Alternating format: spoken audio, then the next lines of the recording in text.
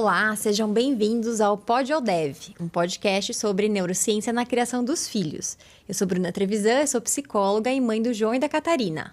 Eu sou Graciele Azevedo, sou psiquiatra da infância e adolescência e mãe do Heitor. E hoje a gente vai falar sobre um tema muito interessante, né, Grati? A gente deu o seguinte nome: tome cuidado com o que você ensina. Você pode estar atrapalhando o que o seu filho está aprendendo, ou tentando aprender, ou ter a oportunidade de aprender. Exatamente, né? E a gente levantou uma série de... Pensamos aqui em várias situações que isso acontece. Porque a gente tem, enquanto pai e mãe, a gente tem boas intenções. Sim. Mas, às vezes, nossas boas intenções não levam a bons resultados. Exatamente. Eu acho que a ideia é explicar um pouquinho por que a gente pensou nisso, né? Acho que é essa ideia de que... às vezes a gente interfere demais no processo da criança, né?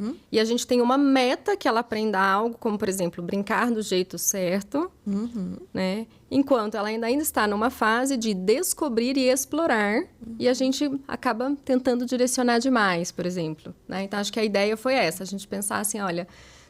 entre interferência e cooperação existe uma diferença. Né? E a gente saber o momento de ensinar também, né? Então, por vezes, alguns pais... Então, por exemplo, eu, pelo menos antes, na época mais do João, eu tinha uma postura um pouco mais professoral. Né? Então, eu numa situação mais estruturada, eu pegava um jogo, eu ensinava, eu direcionava. E com o tempo, eu fui aprendendo a observar um pouco mais e agir menos. Né? Então, entender que em alguns momentos fazia sentido eu mediar mais, ensinar mais, começo, meio e fim, direcionar, reduzir a chance de erro. Mas também é importante deixar, observar para ver como era a iniciativa dele. Senão ele não tinha oportunidade de ter iniciativa, né? De como brincar, de como explorar, de ter flexibilidade, né? Então, às vezes, uma rigidez de ter que brincar do jeito certo, em vez de repente, dar a oportunidade dele explorar, ser flexível, ser criativo, né? E brincar de uma maneira diferente, que foge da regra, que foge do padrão, né? Então...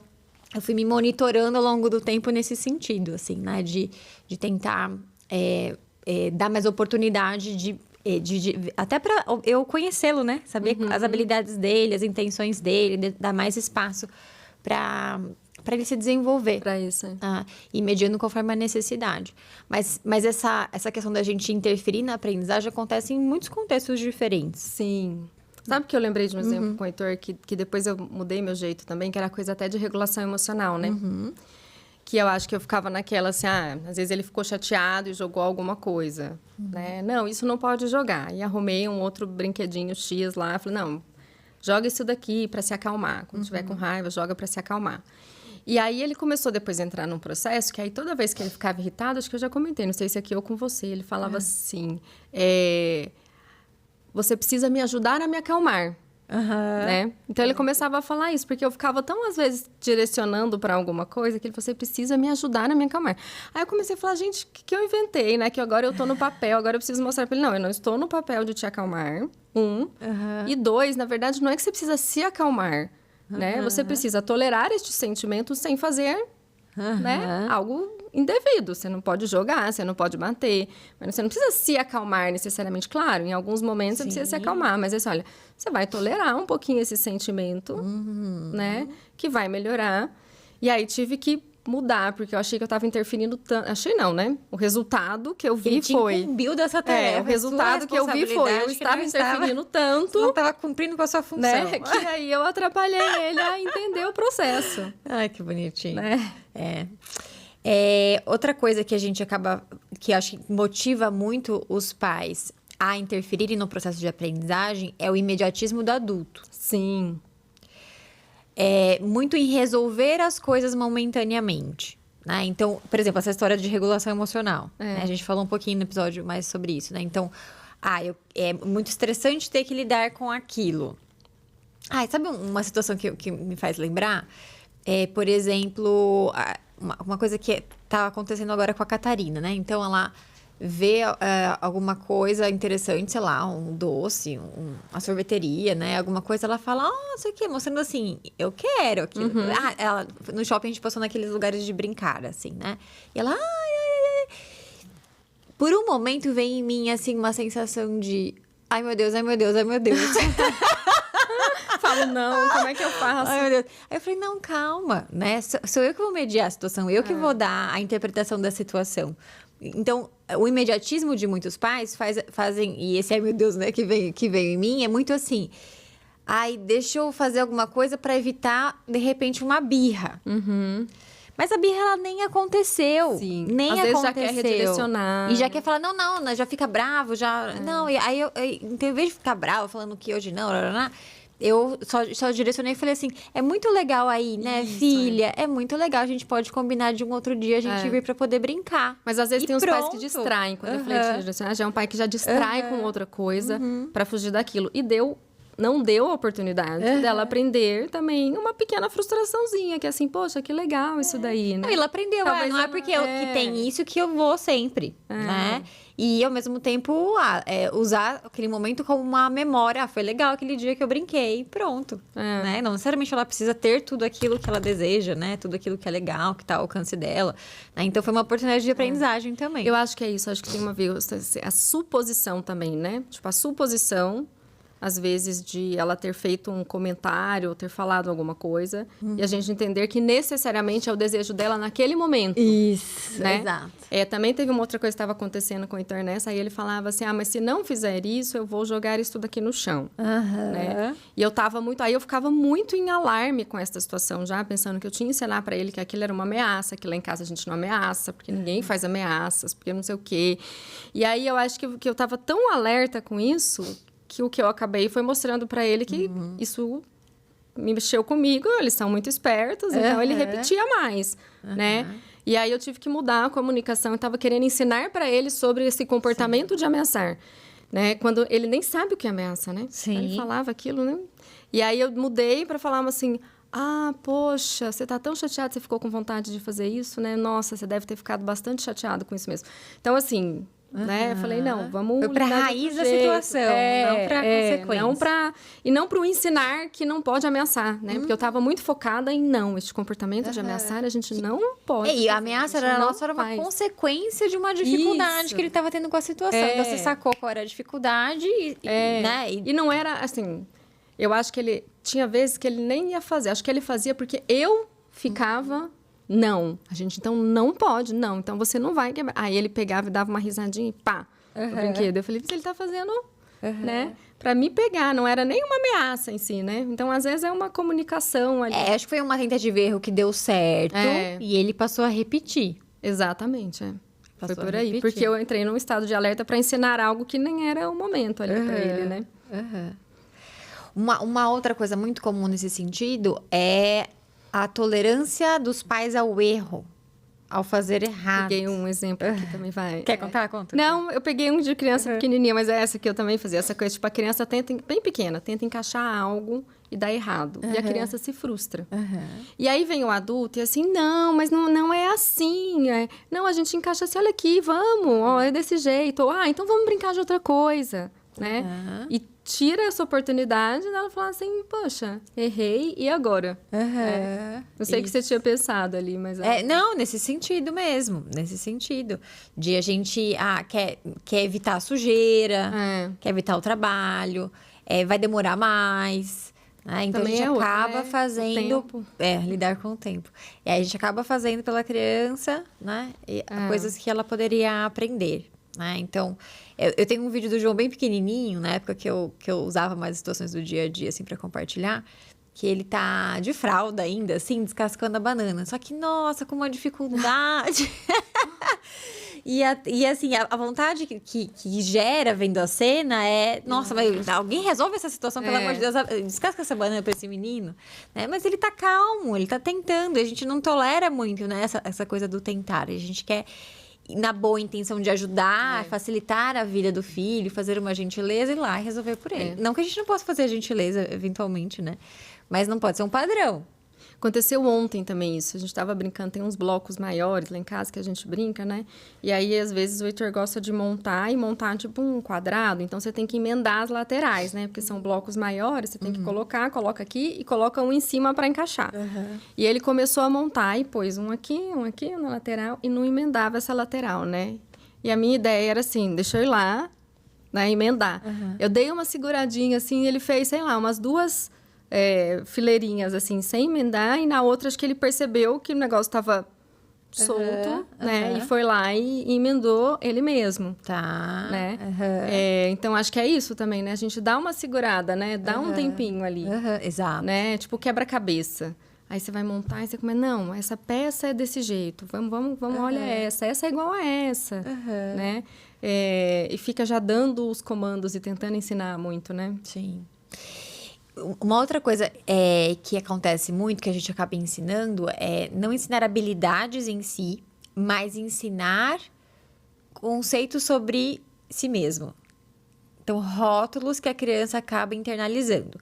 Então, mesmo na boa intenção, a gente acaba dizendo algumas coisas sobre a criança e às vezes a gente não diz, mas a forma como a gente se relaciona com ela passa uma mensagem sobre quem ela é, ou ela faz uma interpretação sobre quem ela é. Então, frases do tipo, você não se esforça, você é preguiçoso, você não me obedece, você tá mentindo pra mim, né? Coisas que são negativas que a gente diz e a criança pode ir internalizando do tipo, eu sou mentiroso, eu sou preguiçoso, né? E aí, vai ficar mais difícil depois a gente, né, educar nesse sentido, porque ela já compra aquele rótulo. Aquela ideia, né? Ou que a gente falou, que a gente deu a entender, né? E às vezes, a gente não diz essa palavra, mas a gente fala de uma certa forma que ela entende daquela maneira. Então, por exemplo, mas de novo, hein? Ai, né? Toda então, vez, né? Toda vez. Ou a criança tem um comportamento e a gente dá aquela bufada. Toda vez a gente dá aquela bufada, né? Então, tô dizendo alguma coisa pra ela. Revira os olhos sobre quem ela é. O fato de... tem que ser o fulano mesmo. Né? Tem que ser o fulano. Então, essas falas, essa forma da gente reagir de uma maneira sempre derruba negativa, é algo que a criança acaba internalizando. E assim, é super difícil a gente perceber, né, que a gente faz. Então, um exercício que a gente pode fazer mais prático é, de repente, você pegar ali um papel, né, uma caneta e pensar assim, o que eu penso sobre o meu filho? Que legal esse. Nunca então, fiz, hein? Vou tentar.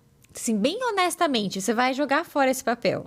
Né? Você pode ser bem transparente, porque a gente pode ter realmente pensamentos do tipo, meu filho é mimado, meu filho é preguiçoso, meu filho é mentiroso. A gente tem esses pensamentos, né? Então, ou a gente pode ser um pensamento um pouquinho mais disfarçado, tipo, eu tenho medo que ele seja tal coisa. Então, você nem pensa que ele é, mas você tem medo que ele possa vir a ser. E isso já movimenta o seu comportamento. E aí, o seu medo se torna realidade. Porque você tá agindo com medo de que ele seja, então você já tá passando uma ideia de talvez ele, né, que ele interprete. Né? Porque aí a gente tem que lidar com a gente. Meu Deus. Essa parte é difícil também. Então, de vez em quando, fazer assim, o que eu penso sobre o meu filho? E aí, pensar assim, o que me faz pensar isso dele? Porque, às vezes, a gente tem a distorção. A gente tá fazendo uma interpretação sobre o comportamento dele que é incorreta. Né? Então, às vezes, quando a gente faz esse exercício de pensar o que me faz pensar que ele é isso, a gente já desafia percebe esse pensamento. A gente não vai ter tantas evidências de que realmente ele seja. Aí, uma terceira coluninha que você pode pôr na frente é como eu posso ajudá-lo se realmente ele tem esses comportamentos desafiadores? Ou tem outra explicação para esse comportamento dele que não seja o que eu estou pensando sobre ele? Porque daí a gente já desafia e já vê soluções na forma de agir. Eu vou expandir esses exemplos para alguma coisa. Então, por exemplo, eu sempre tenho a sensação de que o Heitor, às vezes, sei lá, ele prefere brincar com menos crianças do que com muitas crianças, né? E, na verdade, acho que são observações repetidas, assim, disso, né? E, na verdade, esse era um ponto que... Acho que a coluninha também teria que ser este caso, assim, né? Eu posso perceber que ele não é, porque às vezes a gente está falando de algo que é ruim, né? Estou falando de um comportamento ruim da criança. Ou, posso perceber que ele não é. 2, posso perceber que ele é. E aí, essa terceira coluninha, eu acho que tinha que ter algo que é assim, mas eu preciso interferir? Né? Eu preciso corrigir? Porque, assim, pode ser uma angústia minha, né? Que não está trazendo impacto nenhum. Isso, assim, ações ou omissões, né, que podem auxiliar nesse sentido. Olha, só um jeito, porque às vezes, assim, dá exemplo de outras coisas, de pais assim, porque os pais são super sociais, e aí o filho é mais fechado. E aí, assim, mas ele precisa ser como a gente. Fala, mas às vezes, Tudo bem se se questionasse se isso aqui é um problema, se ele tá assim porque ele tá sofrendo, se ele está assim porque ele é ansioso. Aí eu entendi que não é isso, que é um jeito de ser, né? Nem tudo eu preciso corrigir. Sim. Né? É porque as pessoas têm jeitos diferentes, né? Isso, perfeito. Tem uma outra coisa aqui, deixa eu ver, que eu tinha anotado. Corrigir a fala. A fala. Esse é importante, eu acho que assim, falando de crianças com desenvolvimento típico, né? Ali, não vamos entrar em outras coisas, mas as crianças, quando elas começam a falar, então uma coisa comum que acontece é quando a criança começa a falar, ela fala bó pra bola, ela usa a sílaba tônica, a sílaba mais forte da palavra e fala sozinho aquilo, bó, né? Não é bó, é bola. E aí a criança pode se inibindo de produzir aquela palavra, tá? Porque eu estou corrigindo. Então, no caso aqui, eu estou corrigindo algo que não é um problema. Porque a criança vai falar assim, né? Então, ela não sabe falar o R ainda, né? A gente estava conversando aqui antes, né? Que deu o exemplo do moango, né? A criança não sabe falar. Não vou falar, não é moango, é morango, né? Nesse momento para a criança. Porque senão eu posso inibi-la das tentativas de fala. Isso não quer dizer que eu não vou deixar de dar o modelo correto. Isso, exatamente. Fala assim, então você quer um morango? Morango é muito gostoso, né? Eu lembro um outro exemplo até agora, né? Não é de fala, é de escrita. Que acho que a gente pode entrar também, né? Uma coisa de quando a criança está começando. Por exemplo, o Heitor tem 4. Ele não sabe escrever ainda, né? Sabe escrever algumas letrinhas, mas não escreve palavras. Mas ele gosta de pegar um caderno, você fala...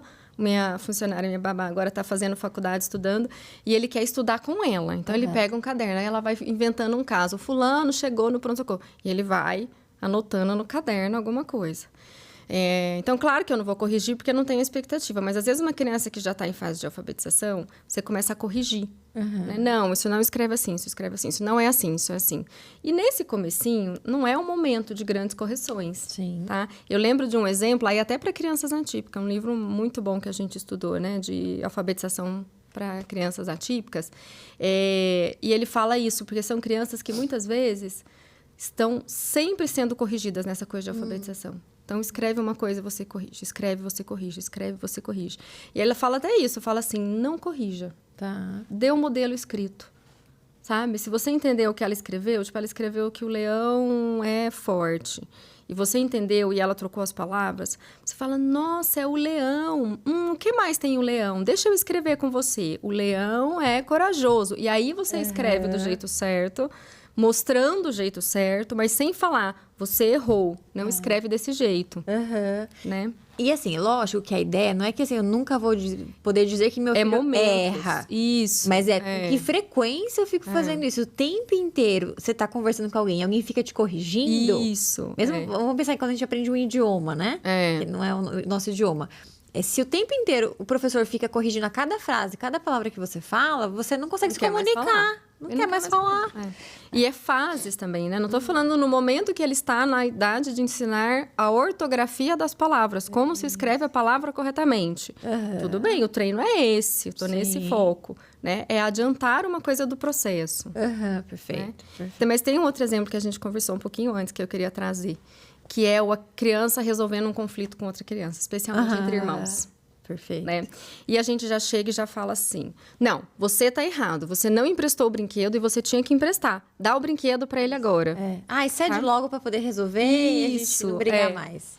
Mas essa ideia de falar assim, olha, será que precisaria? É diferente, olha, estão se batendo, não é isso, né? Porque ela assim, começou o conflito, começou a brigar, um tá puxando do outro, aí você fala assim, não quero saber disso, né? Você já brincou um pouco, agora é a vez dele, empresta pra ele, tá? Vai lá dar solução. E dá uma solução que fala assim, olha, talvez eles se resolvessem, é bem possível que em várias situações, sem a nossa interferência, eles se resolvam. Sim. Vai sair um triste porque não pegou o brinquedo, mas isso é uma resolução. Porque além de não treinar a resolução de problemas, a negociação, eles também ficam numa posição confortável de, eu posso avacalhar aqui, né? Ser bem injusto, inadequado, porque alguém vai vir e vai resolver de qualquer jeito. Eu não vou ter controle sobre a resolução. Então, porque é um momento que geralmente tem desregulação emocional, de alguma maneira, né? Então, a cognição já fica mais, né, mais desordenada, vamos dizer assim, em relação a boas tomadas de decisão. E aí, realmente, eles acabam tendo comportamentos e soluções que são as mais inadequadas possível. E aí, vai deixar eles mais confortáveis em realmente não achar a melhor solução. É isso que eu falei. Claro que se eu percebo que está escalonando de alguma forma, sim. ou se mesmo eu acho que eu devo oferecer alguma coisa, oferecer algo mais no sentido de cooperação. Falar, parece que está tendo um problema aqui, né? O que aconteceu?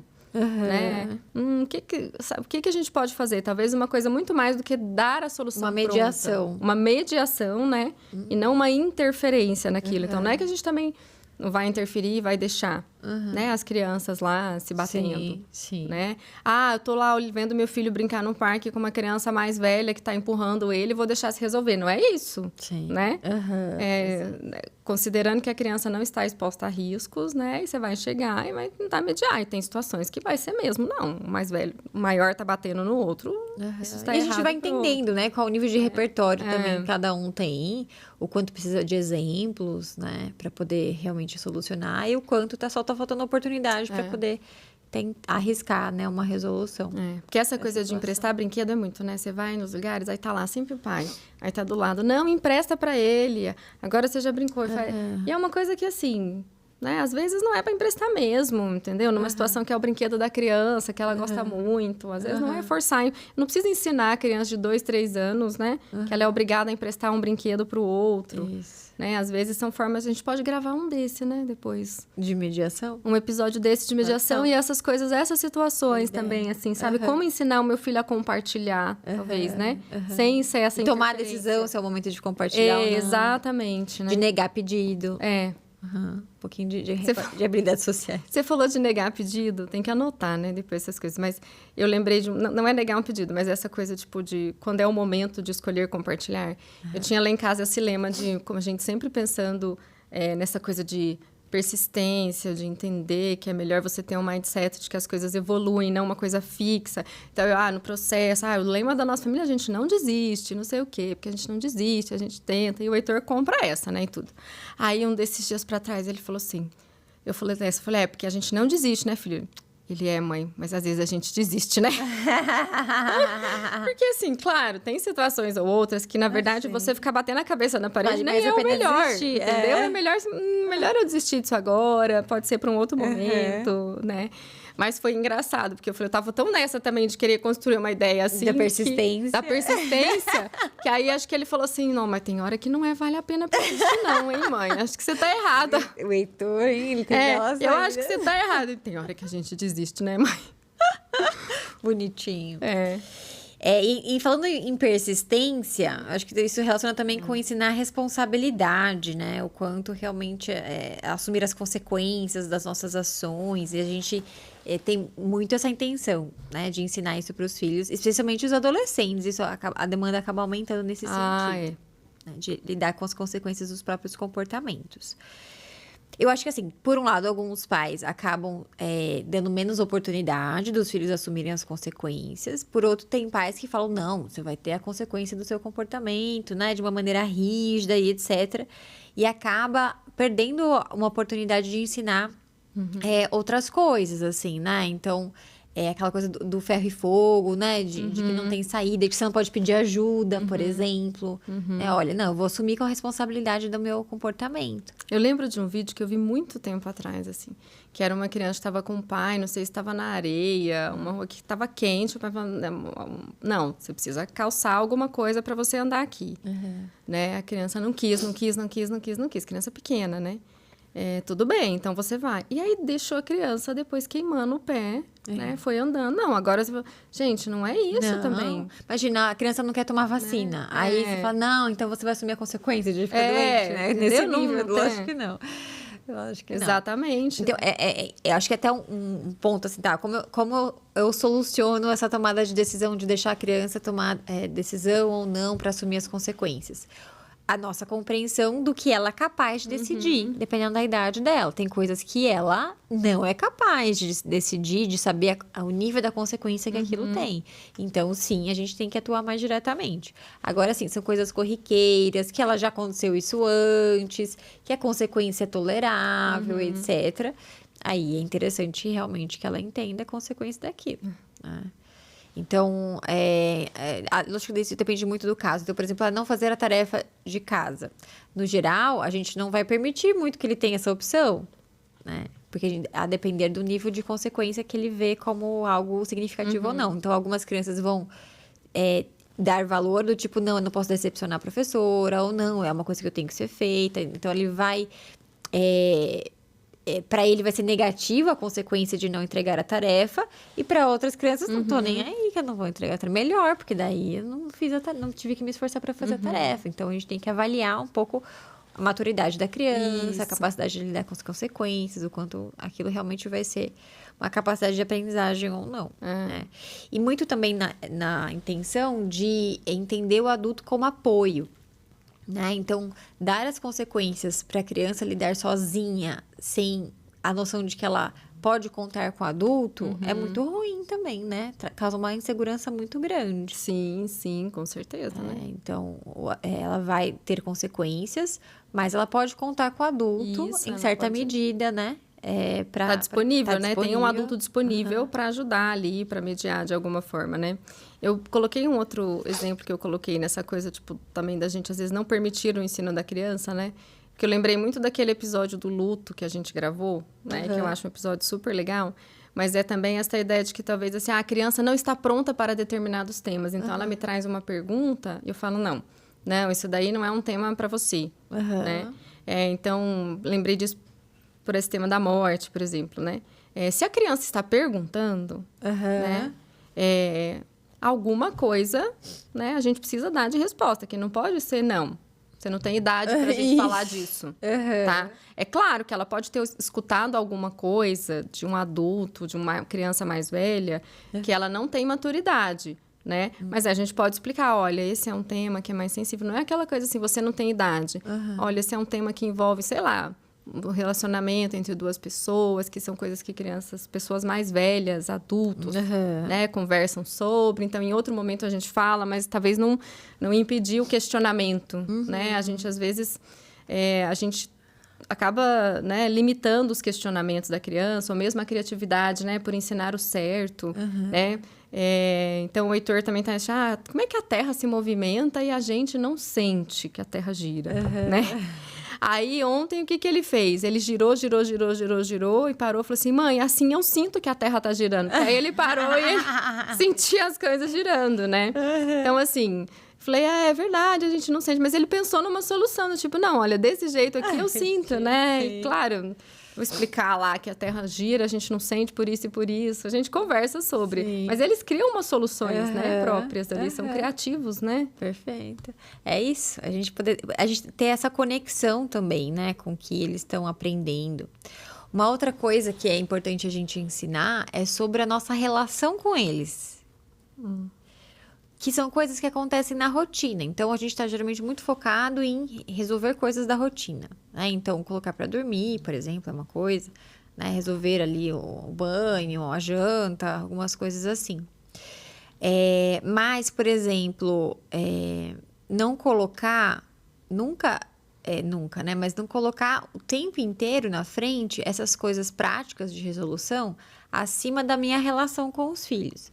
Então, por exemplo, eu posso inserir para o meu filho que, de repente a gente atrasou a rotina por algum motivo, mas eu não quero abrir mão do meu momento com ele de fazer a leitura, por exemplo. Né? Então, algumas vezes eu faço isso com o João. Então, a gente atrasou um pouco a rotina, mas eu falo assim, mas filho, eu gosto tanto de ficar com você a noite, então vamos atrasar um pouquinho, né, o horário que você vai dormir, porque é muito importante para mim estar com você. Né? Então, às vezes, o buscar na escola. Então, eu não faço isso todos os dias. Daí ele fala, mãe, por que não é o vô que vai me buscar hoje? Eu falo, porque a mãe mudou o horário, porque para mim é muito importante buscar com você na escola, né? Então, não colocar nunca a praticidade à frente de mostrar o nosso vínculo, né? A nossa relação. Ou a coisa do excesso do apego à rotina também, né? Assim, sabe? Não, porque eu preciso dormir às 8, e às 8 e é isso. Então, assim, uma certa flexibilidade ali, né? Sim. Ensinar a dividir. Você já falou. Mas esse a gente pode gravar um inteiro. Vamos falar sobre a mediação de conflitos, dividir, etc. Vamos fazer um Pod ou Dev, então? Vamos. Agora. Okay. Tô pensando em perguntas, sempre que chega nessa hora do Pode ou Deve. A gente fez um temão com subtemas, né, hoje. Então. Mas só uma coisa, eu tinha notado aqui, essa coisa da gente, da criança não estar fazendo do jeito mais eficiente. Por exemplo, arrumar a cama, né? Que eu acho que também é uma coisa que, às vezes, a gente querer ensinar demais o jeito correto de fazer, a gente inibe a criança de querer fazer, porque pode ser que ela não tenha habilidade naquele momento, ou paciência, mesmo que seja paciência para fazer do melhor jeito naquele momento, tá? A gente inibe a criança de fazer determinadas coisas, porque tem um jeito certo de fazer. Perfeito. Né? Então, a gente corrige no meio, não, mas faz assim, mas puxa aqui, né? Mas não sei o quê. E aí, a criança acaba ficando inibida sequer de tentar, né? É, a oportunidade de ensinar iniciativa, né? Então, é isso, né? Então, a gente toma muito à frente, direciona muito, tá deixando de ensinar que ela tem que ter iniciativa, tem que ser proativa, né? Que pode pensar por ela mesma, que ela pode tentar e errar até conseguir a persistência. A persistência. Sem precisar usar o mantra do tipo, não, nós não desistimos, né? Não precisa ser um mantra, pode ser com a atitude, de dar a oportunidade de ela tentar até ela conseguir, mesmo errando, mesmo demorando. Né? Perfeito. E aí, pode ou deve? Não pensei. Vamos ver. Pode ou deve deixar a criança sofrer todas as consequências sobre os seus maus comportamentos? Não, aí não pode nem deve, né? Todas as consequências demais, né? Eu acho que é essa a ideia, assim. A gente pode, né, de acordo com a idade da criança, né, dentro do que ela consegue fazer. E aí a gente pode e deve deixar ela lidar com pequenas consequências. Mesmo essa consequência de tentei montar algo, não deu certo, não consegui. Que é proporcional à idade, que é proporcional à idade dela. Porque aí agora até pensando, eu vi isso, assim, às vezes nesse momento que ela tenta montar algo e não consegue, a gente interfere tanto, que é quando as crianças são menores, a gente interfere tanto que aí depois, mais tarde, né? Quando eu acho que ela tem que lidar com a consequência de algo, ela não sabe, né? Então, acho que é isso. Talvez esse excesso de interferência, às vezes, no começo, até faz com que depois ela tenha mais dificuldades em lidar com consequências. Então, eu acho que, assim, dentro da idade, dessa perspectiva, a gente deve, né? Mas tem coisas que a criança não consegue decidir. É isso, ela não pode decidir por ela mesma. Ok. Né? Tipo, então, eu posso comer chocolate no lugar do almoço? Não, a criança não vai pensar que não. Então, daqui a um tempo, se você comer chocolate todo dia na hora do almoço, não almoçar, não. Sim. Né? Concordo. Deixa eu pensar. Pode ou deve permitir que os irmãos se resolvam sozinhos? Aí deve. Até o ponto em que alguém está correndo risco, né? Porque acho que o deixar que resolva sozinho não é uma negligência, né? Porque a gente falou de estilos parentais outro dia. Não é uma negligência no sentido de vocês estão por sua conta e risco. Sim. Sabe? É aquela coisa, olha, eu sou um observador aqui. Eu tô de olho, eu tô observando e eu tô vendo e tô vendo. Ninguém tá se machucando, ninguém tá se colocando em... Também não precisa esperar se machucar. Já conheço o meu filho, eu sei que ele faz assim. Fico perto, eu posso ficar do lado, no sentido de falar assim, olha, se o negócio evoluir... né? Tô por aqui. Não vou deixar nada de errado acontecer com você, né? Aí, deixa eu fazer então. Tá. Ai, mas eu ia fazer... Mas vamos fazer de qualquer jeito, né? Então, pode ou deve obrigar a criança a emprestar brinquedo? Não pode. Eu acho que não pode. Obrigar, não. Mas incentivar, sim. A gente vai gravar um desses. Por isso que eu tava na dúvida de fazer. Eu falei, putz, é melhor a gente gravar um desses. Né? De uma maneira geral, a maior parte das situações é interessante incentivar, sim, né? A generosidade, o compartilhar, o desapego às questões materiais. Isso ensina muitas coisas, né? Mas é lógico que você também tem a oportunidade de ensinar a criança a negar pedidos. É uma habilidade social importante. Né? E é lógico que a depender da idade, do contexto, a gente vai, em vez de ensinar ela a compartilhar, a gente vai ensinar ela a negar pedidos, que é uma habilidade que também deve ser desenvolvida. Também precisa, né? E um último aqui, porque acho que a gente nem chegou a falar especificamente disso. Mas pode ou deve incentivar o ganhar? Ai, meu Deus. Essa é difícil, né? Porque, assim... o ganhar, acho que tem a ver com, às vezes, se aperfeiçoar em alguma coisa, né? Né? Então, eu acho que, assim, a gente pode, mas não deve fazer isso todas as vezes, né? Então, acho que, eventualmente, nessa coisa... Mas acho que não é o ganhar, talvez é o processo o processo de melhorar para chegar lá, né? De treinar uma habilidade, tá? Mas é complexo isso, hein? A gente talvez tenha que fazer um desse também, né? Porque é isso, porque não é que também aquela Para coisa, duas tipo, que pensam muito em desempenho, né? A gente não é que também é pra falar assim, não, mas ganhar nunca importa. Não, nunca importa ganhar. Não é isso. Então vamos tudo a gente mas faz não só por é diversão. o mais importante. É muito legal, importante para muitas coisas na vida. Mas, se o foco for só esse, gera muitos problemas. Não vou ser um atleta e falar assim, um atleta de competição e falar assim, não, mas o importante é competir, não é ganhar. Então, eu acho que assim, claro, em situações a sua meta é sim ganhar. Tem situações que a sua meta é ganhar. Sim. Né? Que não é a maioria das situações da vida, tá? Mas tem situações em que a meta é ganhar. Isso. Né? Então, também... Porque eu acho que às vezes a gente desvaloriza demais, né? Aquela coisa assim, no tipo...